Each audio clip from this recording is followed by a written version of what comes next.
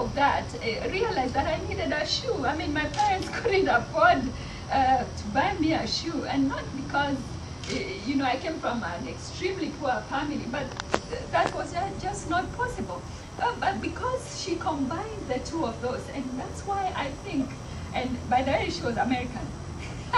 and so if we are able to understand that there is more in the story of hunger, there is more to the issues of development, and link that with the understanding that it's not just about things, it's about people, then we would bring this voice to our next president, who I don't know who it's going to be, but to say that when you send out aid out in Africa, let it be relevant aid.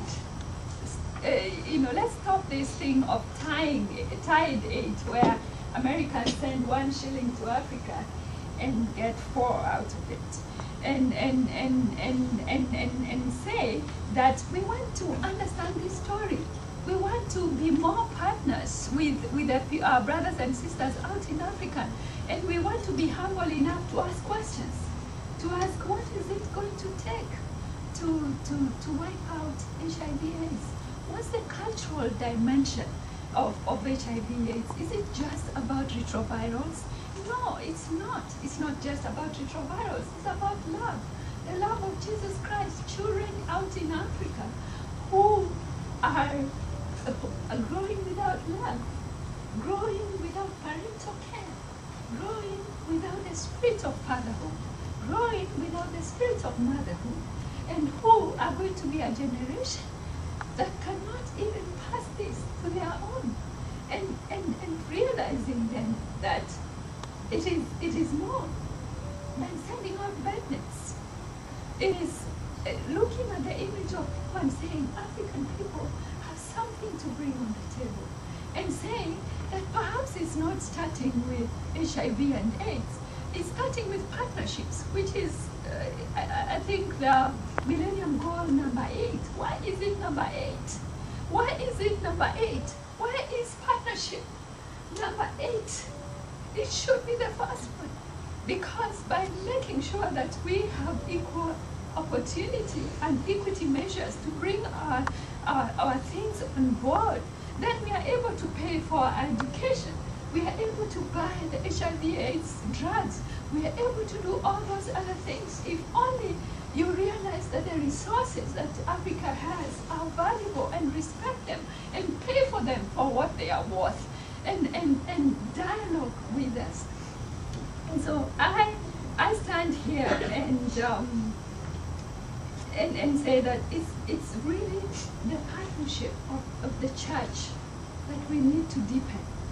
It is the role of the church. We can't, I mean, and of course, if the church, we know that in history, the Lord did use non-believing king to go back, and you know somebody like King Cyrus of Syria, who ordered the Israelites to mobilize their resources and go back and restore the temple of the Lord. And in such a time as this, because the church may not have brought the agenda, you know, the non-believing bodies, which maybe people don't think much about, like the UN, has come up with this Millennium Development Goals, and churches are very busy asking whose Millennium Development Goals are this. Now, what are we going to do? Are we just going to always be engaged with non-irrelevant issues, like we are going to preach the gospel when a child, I remember one time I was out in the villages and visiting with one of the schools just to try and encourage them to absorb the children, and a child collapsed on assembly. And to cut the long story short, we just used a cup of porridge to bring this child back to life. And when she came back, she said she hadn't eaten for 3 days. And that's what I call the church being very preoccupied with other things and not getting what is the challenge of the time. And finally, I would like to encourage not just partnership of the churches and listening to the north and the south, but also to realize that the Lord has given us resources that are outside of our description of the church, and that's why we have to engage with our brothers and sisters. Many of us see ourselves within our boundaries of the Methodist Church, the Christian Covenant. That, that we need to redefine the church. That when my pastor sees me going out to reach 1,000 kids, he should call and say, our church is right there and is doing what it's supposed to do, other than thinking, which church do I belong to? Or, and so on. And in redefining, then we are able to mobilize the resources, as it were, and to even see that which is beyond. That means the church begins to see the urgent responsibility of mobilizing communities and seeing the resources within communities as their own, because they belong to God, and saying that you have a lawyer in your church, and somebody else is maybe an architect, and the other person is, and it's not just about building another big building for the Covenant Church.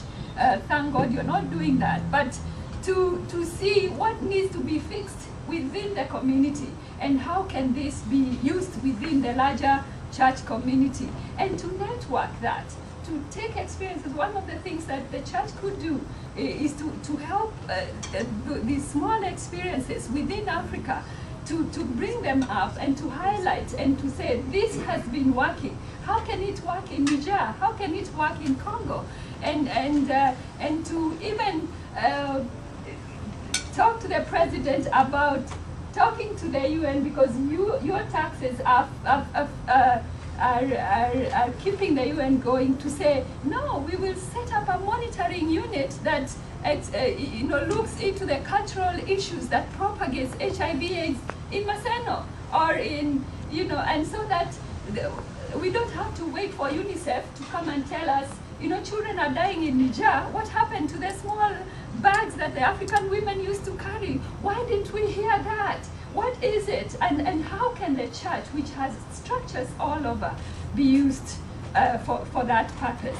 How can they develop development centers, excellent centers, within gospel centers that you and me know that have reached us? I mean, from 12 people in Jerusalem, were they 12 or 11?